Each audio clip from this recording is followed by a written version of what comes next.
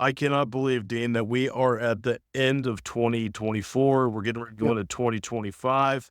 It's been a crazy year. Lots of changes inside of search. Search has absolutely changed how businesses are being found, how they're not being found.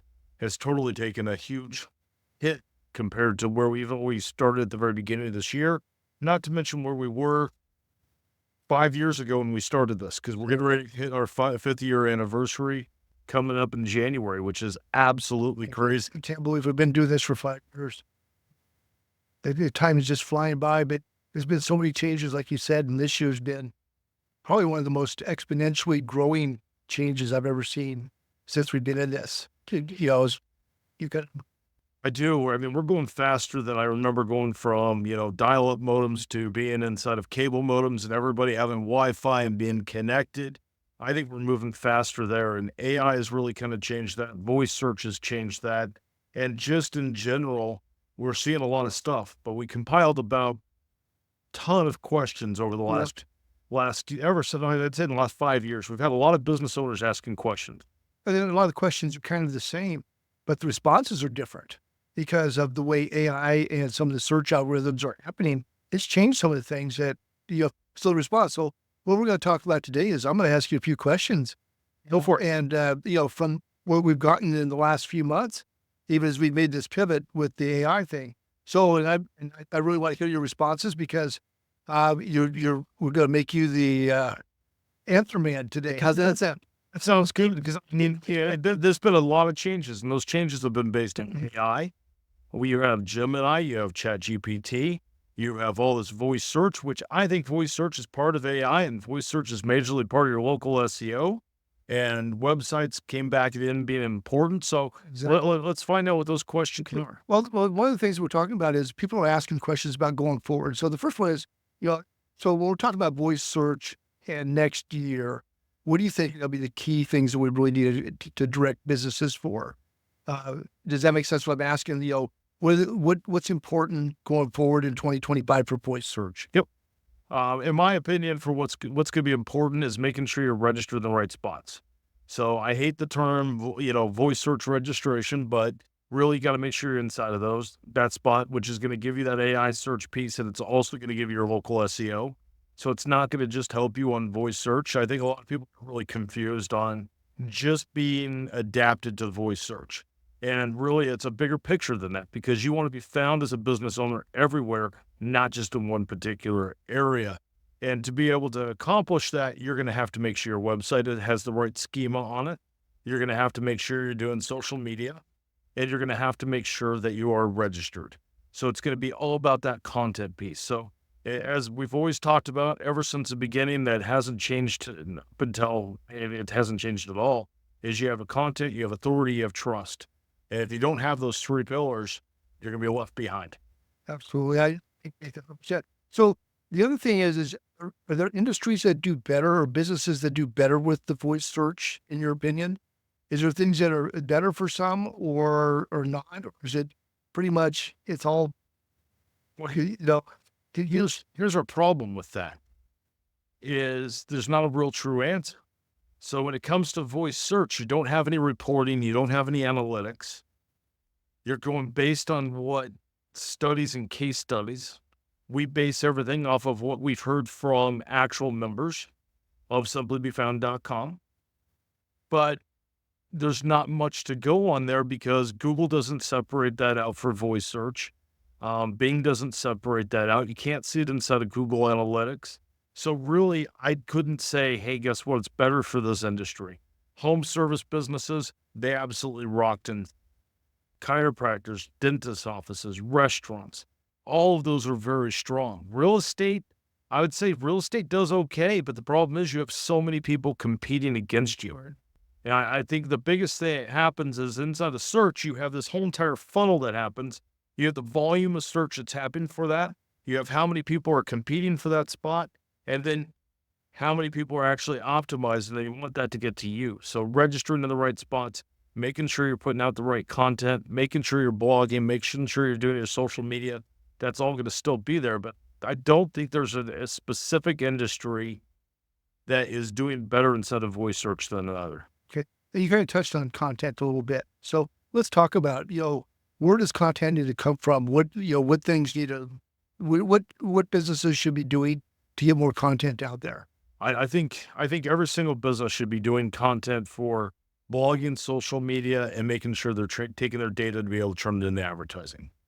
So my steps that I advise everybody to do if I was going to look at a perfect world would be to making sure that you register your business with that data to be able to turn that into advertising. I recommend everybody has a YouTube channel and record short little bits of information or longer videos or doing a podcast and talking about real problems that you've solved. So what's lost inside of the content world as we have AI search coming into play, voice search coming into play, and just local SEO and all search factors for being able to get your business to rank higher inside of search. You have to start with something that's meaningful. And you can produce a lot of content with AI. And you don't know, most people put it out there, they go, boom, ChatGPT wrote this, they post it out there, and it's not real. The content that I see working the best for everybody, and I think what's going to happen in 2025, it's going to be really key, is having content that is real problems. So if you are a garage door person or you are whatever business, or you're a dentist, you might not be able to say that person's name, but you can say, hey, I went in, I solved this problem. That might be as simple as just recording a video. And that might be a video of you just on your cell phone. Don't worry about the quality. Don't worry about all that. Record that video about how you solved that problem. Here's the problem that was presented. Here's how we solved it. And here's what's going to happen next.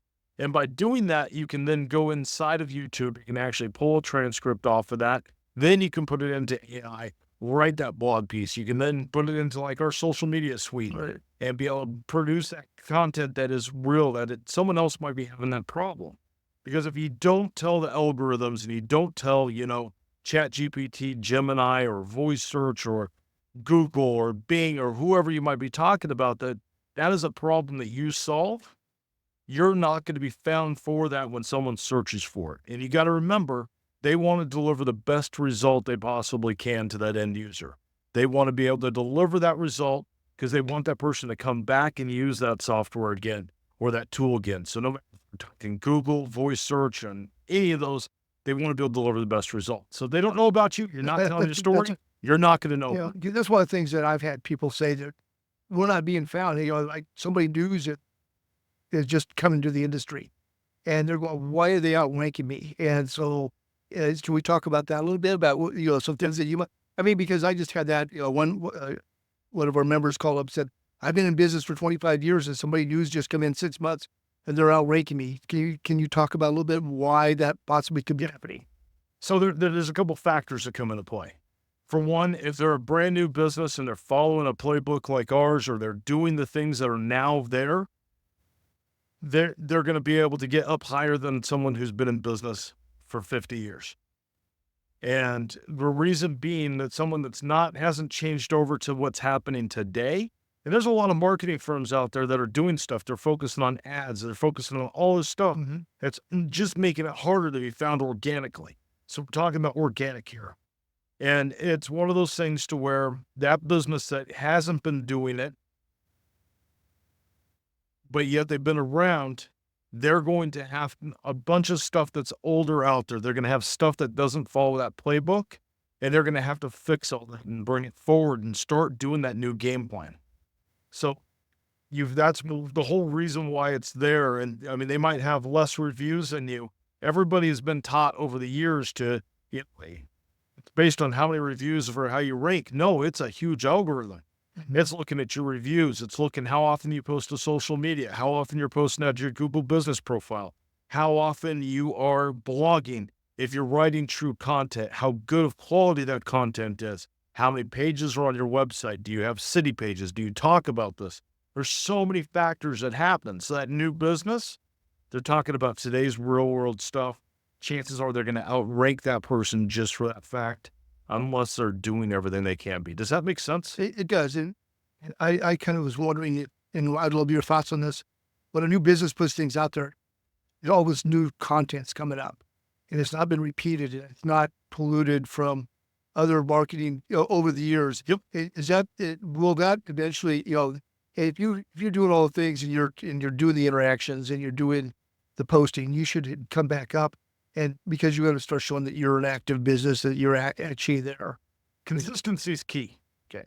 So having that consistency in there. So when a new business comes out, it's like having that brand new shiny piece that's, toy that you want to go play with when you're a kid, and it starts to wear off. You don't have that consistency. So that 50-year-old business or that 25-year-old business, they've been doing the same thing. They just keep doing that same thing over and over again, hoping for the different result.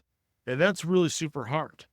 But when they have consistency and they're doing it, they're following through, they're going to get better results out of it, because you kind of forget about it because you get busy in your business. Right. I mean, how often have you been busy in your business? Oh, all the time.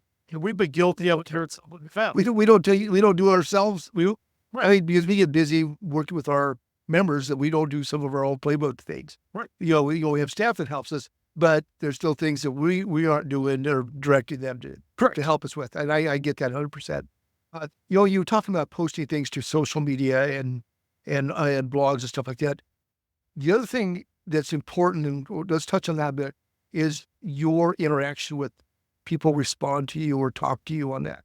How important is that to respond to like a Facebook comment or a quote or somebody reaches out and talks about your blog or something? How important is it for you as a business owner to kind of help generate more activity that way? Is that a big deal? It is a big deal. So if someone does a post into you, say if you do a Facebook post and someone leaves a comment there, or you do that YouTube post and they leave a comment there, your big piece for that is you have to be able to respond at least once. And I follow that by a rule of thumb. This comes from Gary Vee. You respond to it one time, and I mean, you can continue that conversation, but if it's an argument and they're trying to bash you because you're here, look this way, or saying, hey, you guys suck, I've done this. I mean, you don't want to get into that argument. So posting back one time is going to tell the algorithm you paid attention to the comment. You don't have to keep that conversation going unless it makes sense to have that conversation going. Gotcha. Because you might want to have that conversation because they might have some really good points, and that might look like a real true conversation. It's kind of like having chat on your website and having a conversation with someone there. It brings that interaction in with your business, because let's face it, a lot of people don't want to pick up the phone and make a phone call anymore. No. Well, they don't want to give out their email address because when they get spammed, whoever gets a hold of that, they start sending you all that. We could have junk in our email box the way it is. So. I mean, that's one of the reasons why we don't send out a ton of emails at SimplyBeFound, is because nobody wants to see a bunch of shit. Exactly. I agree with you 100%. Let's see here. I'm going through all these questions and trying to make sure I stay on some of the different things here. Let's talk about AI-generated insights. What am I trying to say here? Help me out. So, like the reporting of it? Yeah, let's do that. Look, there's not much for reporting for AI. You can check and see if somebody clicked on a link and it said it came from ChatGPT directly right inside of, for example, inside of your Google Analytics. It'll have that as a referrer inside of there. There's not much for being able to tell, hey, this is much traffic's coming from there. You got to remember, there's also traffic that they do a research on a company that they're using a voice inside of AI, and you don't even exist. You got to realize that a lot of browsers now, with that new ChatGPT function, they're putting chat directly right inside of that browser. So when they do a search, it's going through and doing research, and they're asking questions about that business. That's why having the right content, having the right schema on your website is going to be so important. It's pulling everything together. And a lot of the stuff reminds me of where we were back in the early 2008 era when social media came out, where we were focusing on, hey, you got to be blogging a ton and you got to be doing all these things, because if your website doesn't have all of that, and if your social media doesn't have all those pieces, you're going to lose out on it. But there's not really true analytics that says, hey, this ChatGPT talked about your business this many times. You've popped up on Gemini this many times, because in my opinion, analytics hasn't caught up to where we are inside of the world of search.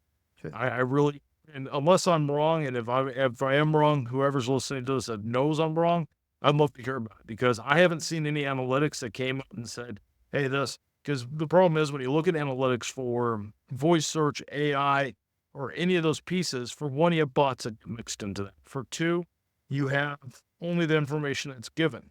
You might have Google Business Profile that has a different result, which I think their reporting is skewed and doesn't 100%. And why, when we used to do all of that, we didn't really list that because I thought it was BS numbers anyway. But you got to remember to be able to take it with a grain of salt. And that brings me to my next point before you get into your next question, Dean. I get asked this all the time is my Google Search Console says this. How do I fix it? Or it's not perfect. I don't have a perfect score in Google Search Console. And the thing that we do as business owners is we fixate on the small little tiny pieces over and over again. And we get stuck on those fixations and we can't get over it. This takes time.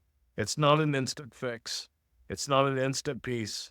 It's doing all these small things that add up to the big picture.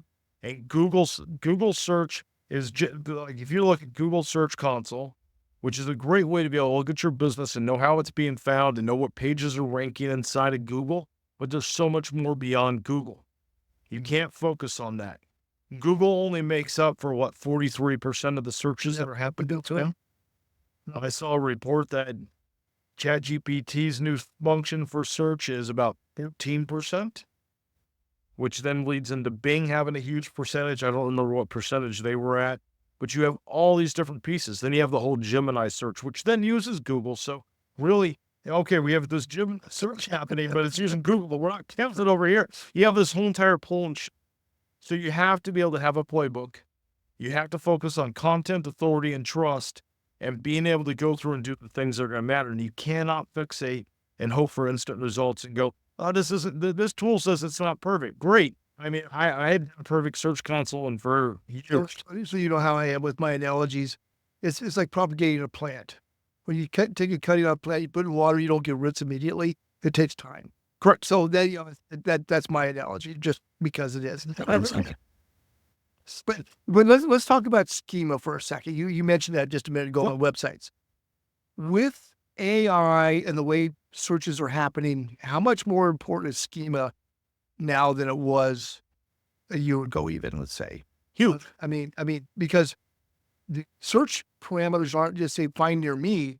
They're saying find a restaurant near me that has internet, that has, gluten-free, that has pizza, that has this. They have this kind of right. So the searches are way different now. So schema's a big deal. Okay. So you have different parts of your website. So you have the schema part, which is huge. That's going to tell the search engine or the search algorithm, this is what these sections are. So if it frequently asks questions, if it's a local business, here's their information. Here's their operating hours. Here's contact information. This is a menu. If you go to schema.org and you look at their library, there's probably over 10,000 different schemas that you can put into a website. But the biggest one is going to be local business for any local business, being able to tell it what products are inside of there. But the content inside of your website is what's going to matter. Taking a picture of your menu if you're a restaurant isn't going to do it justice. No. It's just a photograph. Just a photograph. Right. I mean, yes, ChatGPT and the AIs for that have gotten smarter. They can analyze that picture and know what it says, but you haven't provided the details. You haven't said that I offer gluten-free dough for my pizza. You haven't said that. And if someone's searching for it, you're not coming up and your competition is because they may have talked about it. Or no one talked about it, and it's trying to take a random guess of who the hell would be the best. So this is where it all starts to tie together, and because you have your website information, you still need to talk about it on your postings, on your social media. You have to give it that authority, if you will. We're back to our followers again. Correct. Because it's the content and it's authority, and then it's a trust factor that you do it. So we come back to that over and over and over. And for business owners that aren't taking the time to do that, I know we all get busy with business. I really get that. But if they're not doing some of those steps, they're really hurting themselves in the long haul. I agree. It's kind of like it's going into the social media piece and the social media management. When we were going through and we were redesigning our app for that, for being able to have the whole social media piece, so YouTube and Twitter and Pinterest and Instagram and Facebook and Google Business Profile and all those pieces, when we were designing that and we were putting it together, one big thing I noticed about the algorithm, it used to be, well, I only have 13 people following me on Facebook. Is it worth the time over there? Well, Facebook has started to put, in my opinion, put a lot of AI touches into that. So it's trying to deliver that best result and what someone's talking about. So to get there again, if someone's talking about something, you have a higher chance of that post coming up in the feed, in your feed, because you've looked for it, you've talked about it, or however their algorithms are working and coming up. You also have to remember that Facebook, Twitter, YouTube, Instagram, I don't know about TikTok. I don't think TikTok falls into this category, but they will rank inside of search. Mm-hmm. So everything talks to everybody. Google looks at Facebook. Bing looks at Facebook. Facebook looks at Google. I mean, they're all intertwined. Right. So one big thing when we started this 5 years ago, we got told, "Hey, you're not part of the big boy, the Google boy." I mean, it goes into the same thing. Everybody's connected. So all of your marketing is connected, just like I've seen case studies that says that if you are spending money and doing an ad spend inside of Facebook, you're not going to rank higher inside of search because you're spending money with them. They want those ads to be able to make money, and your organic stuff isn't going to go out. I've seen that to be true with Google as well. If you're spending money on Google ads, you might not come up as well on organic because they're not making money off of it. Now, I have nothing that says, hey, guess what? I can prove that concept, but I've seen it. I've heard other people say it. And it's one of those things to where they have to make money. They're trying to make money. Right. Right. And, you know, we've had people make comments to us, but again, it's hard to get the numbers. The empirical data is just really, it's not really there. Well, you look at it from an analytics standpoint. So when we're working with our data science team, when I'm looking at it from a data scientist point of view, everything, no matter if it's the content on your website, the schema on your website, if it is the data that puts you onto these directories or registers your business on Alexa or Siri or Apple Business Connect or any of the different directories that we work with, we're working with, I added up this morning, over 1,000 networks total inside of our arsenal at this point. So when we look at that, it's no different than taking that data, registering it, or applying that data into it. And then what our systems will do is it's going to turn it into advertising.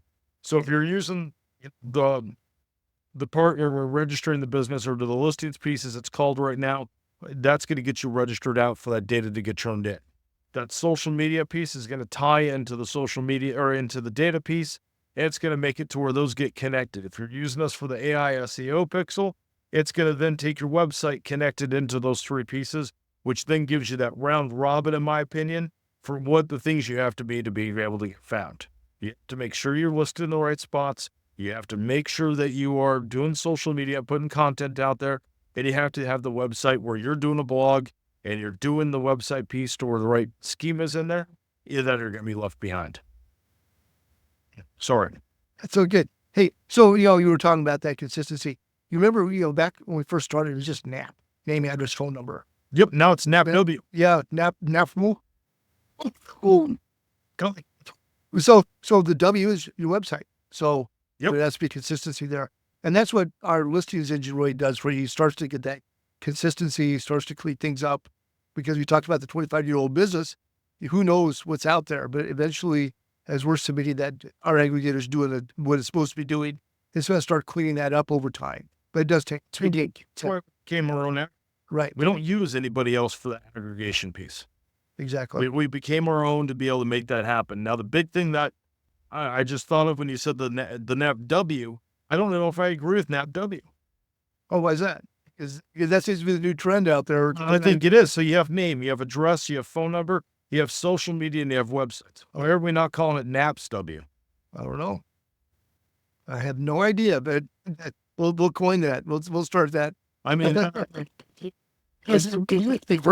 Yeah, really, because social media is given it so much. There's so much more weight and value to it than there was.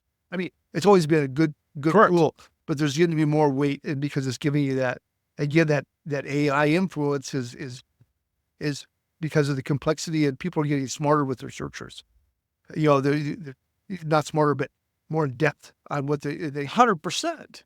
I mean, if you look at it and you look at it from that concept, you have your data side. So you have your name, your address, your phone number, you have your business hours, your business descriptions, you have your keywords, you have all these different things that stack up. That's part of your NAP. That's always been what it is. You get registered out on all the networks, make sure everything's consistent and clean. And when you register with us, it might be where we don't necessarily go and clean up your duplicates and all that, but we naturally do it if it happens. Yeah. So I've seen where things are being updated. Correct. It just takes time for some of the networks to really get there. It depends on where you're starting at Right. for how fast that piece is. And then you bring that social media in, which is going to be that NAP S part of that piece. So you have your social media side, and then you have the W for your website, making sure it is as strong as possible. Because as a business owner, the number one thing you want to make sure you're doing is have given yourself more opportunities. It's not about being number one every single time. It's about ranking inside when it matters most and getting the right person who's looking for the products and services you sell. So it's giving yourself more opportunities to the right person. And when you sit and you search yourself over and over and over again, you're skewing the search, especially if you are logged into any of your profiles. You've already effed yourself all the way through. Yeah, people don't realize that they're skewing themselves. Let's talk about categories, products and services, and keywords.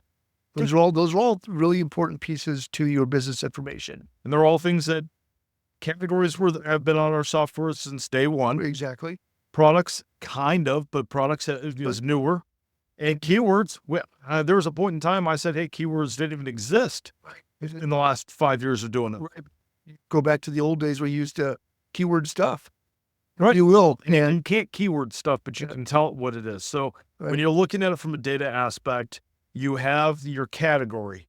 Yeah, and with our system, you can add as many categories as you want. You start with that primary and you work your way down to say these categories match my business. Gotcha. Before you start the next piece, categories aren't always going to match your business. No. So people go, my category's not there. With AI, though, I think AI is smart enough to extrapolate that information with all the other information there. So you may not see your exact category for your business. Pick the one that's closest. I tell that to our members all the time. Choose the most important one first. The first one that's there is the most important piece, correct? Correct. And then you go down from there. Don't put in categories that really aren't relevant, though, either, because that will hurt you. It'll hurt you. Yeah. I mean, you got to remember the category list that you're going to get inside of SimplyBeFound is going to be a category list that is matching majority of the networks we work with. So if you're talking about Yelp, if you're talking about Google, if you're talking about Yahoo, you're talking about Foursquare, you're talking about, Alexa, Siri, Cortana, Bixby, all these different places, Right. all of them have their own category list. So our system does what's called a best match. So when you select that, it's enough information for us to be able to see that and know what it is. Our data science team, our software, our algorithm behind us, and what we're doing behind the scenes is making sure you match up to the best piece. Right. It's no different than the three descriptions. You have a small, you have a medium, and you have a long description. And the reason why we ask for all three is because every single network has different requirements. Just like some will end up picking up the keywords that you're going to list out, some will pick the products and services. Products and services is a way to be able to say, hey, I can solve this problem. I offer this, or I carry this brand, or whatever it might be, which then gives you more data. At that point, what you're doing is you're stacking your data piece. So when you mix that keyword piece into that as well, you're stacking your keywords inside. So that way the algorithms know this is what I do and what I have. And the keywords piece is really interesting because how that ends up tying into your profiles, not all profiles accept it, and the ones that do near there. Right. Yep. That's cool. Because I get a lot of people asking that question. What do I do? Is there a limit on keywords? Is there a recommended length, or does it matter now with the artificial? I mean, it used to be you pollute it or dilute it, if you will, if you had too many, but with AI, I think that changes that again. So it depends on which network you're talking about for how many keywords are allowed. But you have to remember, part of that keyword piece is for us. Right. Especially if you're using the AI SEO tool. Right. For the AI SEO pixel, it's going to pick up on those keywords and it's going to tie that together. What our software is going to recommend is going to be based on those. Mm-hmm. So you're also telling our algorithm, hey, guess what? This is what I do. This is who the hell I am. Here's the data about my business. So then we can massage that data, find more networks for you to be on, open more doors to be able to give you more opportunity. Great. Perfect. Perfect. Let's talk about descriptions real quick.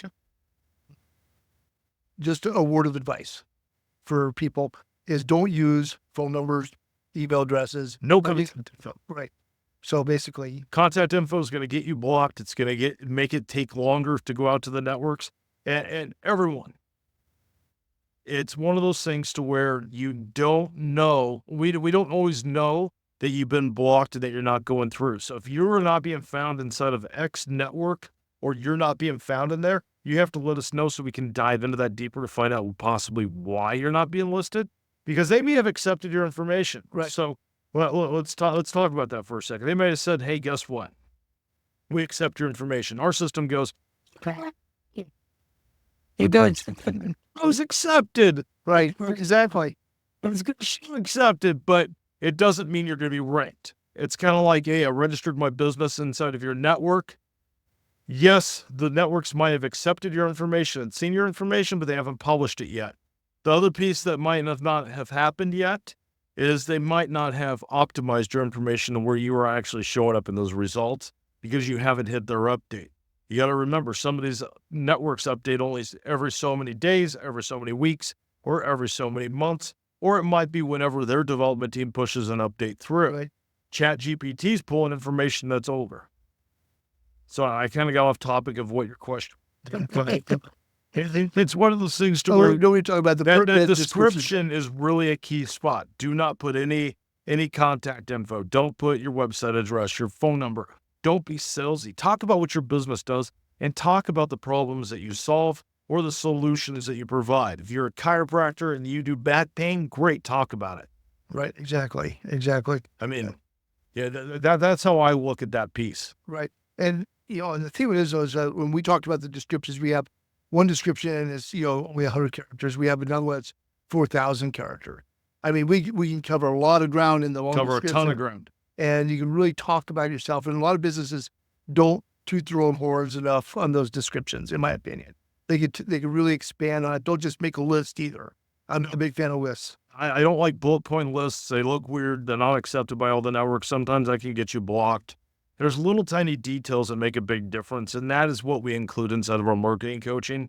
We can look at your listing and go, well, we can make tweaks. We can make suggestions.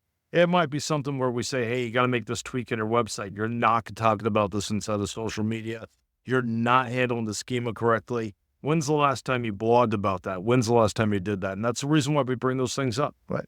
And you just talked about marketing coaching. That's one of the benefits of being a member. Correct. I mean, people aren't, we love it when people are putting information, asking us for information, because it gives us a chance to deep dive into their industry. We don't understand exactly their clientele, their membership, but we can give them suggestions on content. And that's part of that whole benefit piece, which you get extra that you don't get from just, just here's your list and update it. You can actually ask us for help. What recommendations would you make? How would you tweak this? What would make me rank higher with this? And some of that, I'll tell you, hey, guess what? It takes time. And I would say one of the number one things is all of our customer support is done in the U.S. You and I are handling 90% of the support tickets that come across the desk. Right. Because biggest reason I like to handle is it gives me ideas of what we need to be doing to update or to improve our system. And that's why I like to be in the day-to-day on that piece. I agree 100%. That's why we don't have a board, why we don't have, anybody that we report to. We don't have any investors. We have nobody we report to for that piece, so we can pivot. And there's times that we've had to take a whole entire change. Facebook had a huge security update. We changed our whole entire social media app. I coded with our development team for a while, and I got a solution in place. We do the same thing with how fast things are moving. And you're going to die inside a business if you're not able to pivot. Exactly. And so that brings us to the next piece, the pivot piece. We don't have contracts because we want to be able to pivot. We want to be able, if the pivot doesn't match your business, then it doesn't match your business plan or whatever. But that's a great benefit. Again, I'm all about the benefits of what we're doing, So that's something get from us, because if we don't know your business, you can say, see you guys, but we don't have that happen very often. We usually say, why is it not working for you? Well, then we get into the coaching piece. I mean, it all intertwines together. But let's talk about why we don't have contract. Well, So you and I had a huge conversation a couple days ago as we get into some of our operations pieces. We were talking about Black Friday. We were talking about different deals that we could do and how we could be able to change how we're kind of marketing and help more businesses. Number one thing that we wanted to do when we started this company was to help small businesses be able to do their own marketing, take their data and turn it into the advertising.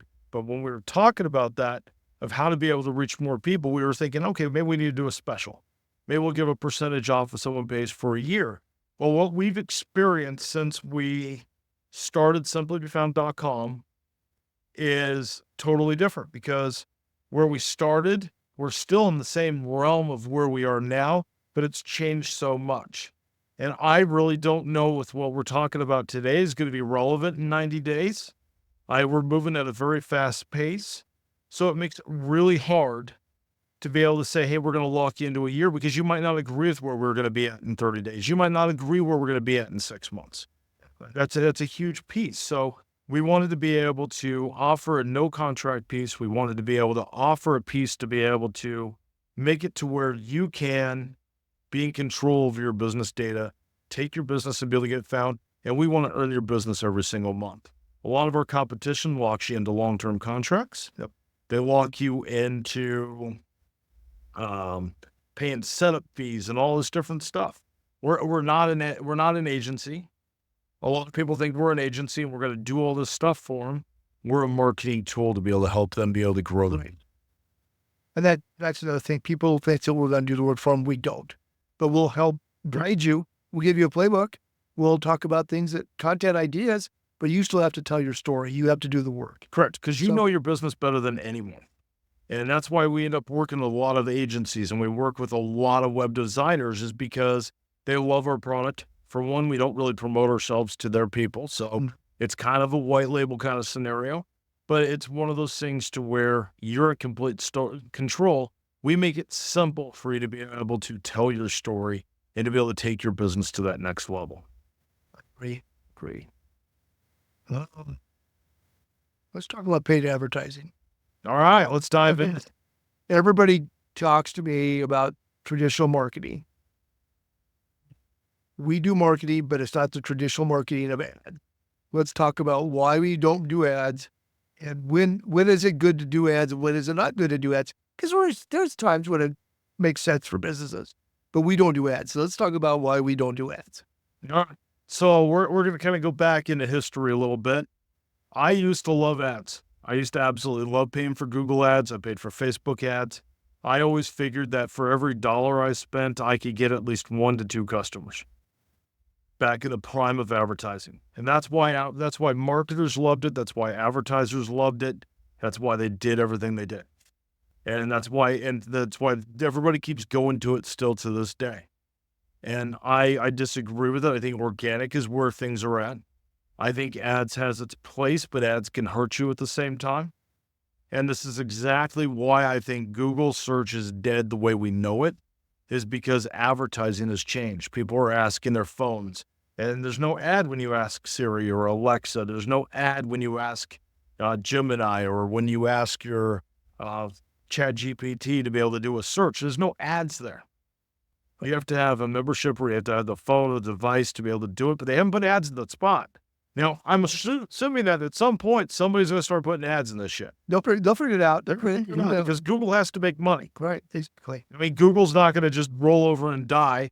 I mean, granted, AOL did back in the day. Yahoo did, but Yahoo has a whole entire whole entire piece coming out, which is going to be amazing. But it's one of those things to where spending money inside of ads, everybody has spent their time going back and doing that piece because they know it works. So advertising, marketing is no different than a drug. Once you had that first taste and had that first high from that drug, you want to feel that same thing over again. That's what causes that addiction. It's no different than adrenaline and all the different stuff that comes out when you go inside of a casino in Vegas. I mean, some people think they pipe, boxes and do all that stuff. They want you to be inside of that piece. Well, you spent money on ads. Great. But if it's not working for you, you're not getting the results you're looking for, you got to fucking change, or else in the same spot you already started. You can keep going and doing the same thing and hoping for a different result just because you had it before. So you got to change. You got to be able to change and go in the current times. Right. That's my opinion on ads, and I feel very, very confident on that. And I think we're going to see a huge change in that in 2025. Yeah. I think I keep hearing from our members that some of them are still doing ads. I'm doing Google ads. I didn't get anything from it. I did a Facebook ad. Didn't get anything from it. But I haven't talked to anybody recently. Have you talked to anybody who has said, I'm doing Google ads and I'm getting results? Right. No, everybody says it's down. I'm down. I'm not getting anything from it. Right. And so I just keep putting more and more money into it. And I'm like, why? yeah, no, but the problem is, you get that mindset that's worked in the past, you think it's going to work in the future. It's kind of like the definition of insanity. Keep doing things over and over again. It's not working. What's going on? I mean, it's going to drive you absolutely crazy. So I spent money on ads this year as my agency. I spent money on a roofing company that I control analytics and everything for, and pretty much have free range on. I spent about probably $12,000 on ads this year. Got nothing from it. He maybe got 2 or 3 leads, Right. for that much. And I'm not even sure if he closed those. Then you have the definition of what we spent. We probably spent, $30,000, $40,000 in ads this year. Probably. We maybe got 5 or 6 people.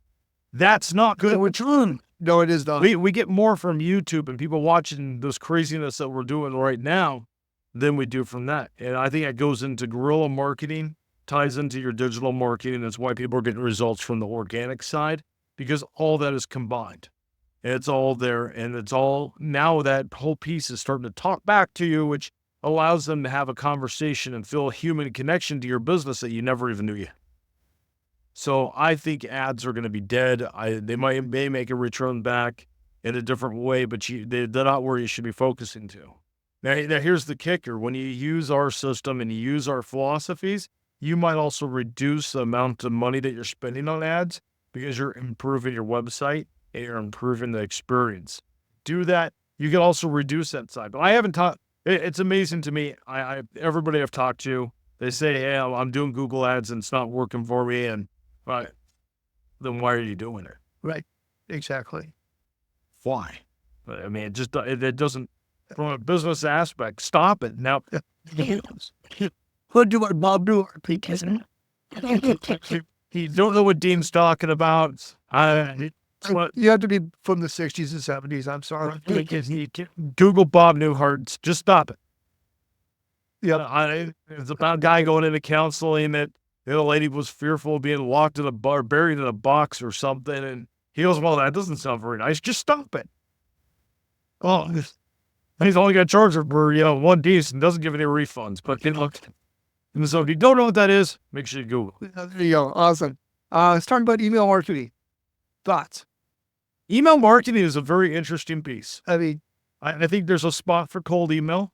I don't believe in newsletters because I don't think anybody reads a newsletter. You have to be pretty important if you do, but you have to be able to stay in touch with. So we're going to be having a ton of ad campaigns coming out in 2025 that are going to be for doing email marketing. I've dived into what that's changed. AI's made a big change on that. Being able to show up inside of an inbox is absolutely crazy. I want to be clear, SimplyBeFound does not offer email marketing. right. Don't do any of that. You have MailChimp out there. My favorite, if you're using WordPress, is groundhog.io. Adrian over there is pretty damn awesome. I've worked with him for years. But it's one of those things to where if you are going to do email marketing, it has a spot. It's about staying in front of somebody. If you have e-commerce type of site, you're going to need to be able to do your abandoned carts. You're going to have to set up, stay in touch with someone. They just sign up, that email. You have something new come out, or you want to stay in front of them and say, hey, here's my latest videos. But you have to stay in compliance to make sure that they can be removed off of the list. but don't send me spam. Don't go, hey, I would say probably where I see most email campaigns fail, Dean, is it's kind of like when I open up LinkedIn. Hey, buy this, buy this, buy this, buy this, buy this. There's no value. There's no story. There's no heart to it. And that's what we've lost inside of marketing is bringing the heart into it, telling your story and being able to tell people what it is that you do and how you're going to help them. Don't tell me, just pull out your pocketbook and, spend money with me right now. Keywords. How can your business help your customer? In email marketing? In anything. I mean, you got to tell the customer how you're going to help them. It's about natural language. Right. So keywords has changed into the natural language piece. So if you are telling your story, you're going to automatically hit inside of those keyword blocks because you want to make sure you're focused on, long tail keywords and short tail keywords. But if you're telling your story naturally and not worrying about all of the stuff. So back in the day, so let's talk about the AI SEO pixel and how it ended up getting created. Let's dive into that a little bit because I think that fits into the keyword piece majorly. So it used to be back where you had to build it out. You built it on the keyword stuffed the hell out of a blog. And next thing you know, that blog was ranking. But now it's about telling that story. It's looking for something that's real. So that's why it's really important to start with that video piece. And I think that's huge because you can have this conversation. This video right here, it's going to be turned into a blog. Yes.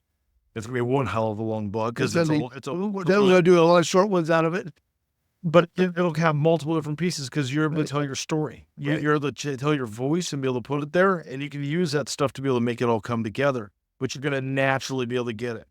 It's not looking for keyword stuff. It's not looking for you to say SEO, SEO, SEO, SEO inside of your marketing piece. I'm using us as an example on that because that's not really going to be it. But how am I going to get my business to rank higher? How am I going to get my business to get to this type of result done? If you're in the service area of business, how am I going to fix my garage door? How am I going to get my roof repaired?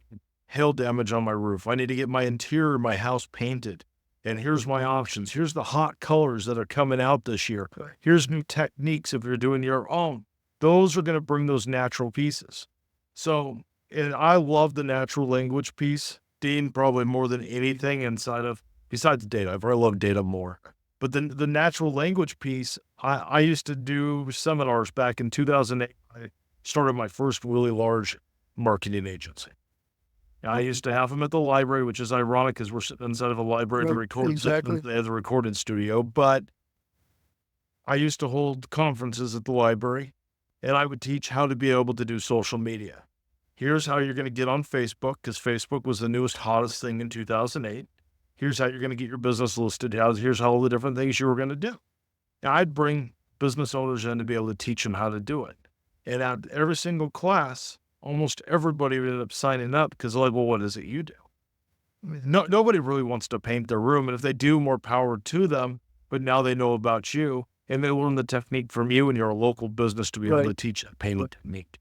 You might teach them how to be able to fix their garage door. Most people aren't going to want to do it. They're going to want to hire someone to do it. And who's better to do it than the person that just taught them how? Exactly. Well, it gives you a way to fact check the competition. Make sure it's really doing the right stuff. I mean, correct. And everybody worries about giving all the secrets away. And I think there's really no secrets out there anymore. There's no special sauce. You felt that way when you were a client of mine, I think, at the very beginning, before we even started Simply.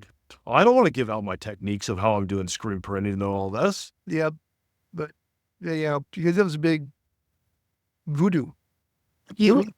But I mean, every single business I've ever sat down to, they feel the same way. They feel like I'm going to give away my secret. Right now, though, because let's go back to the AI piece again, you can fact check and you solve problems just by asking the AI. We would do it on YouTube for crying out loud before AI.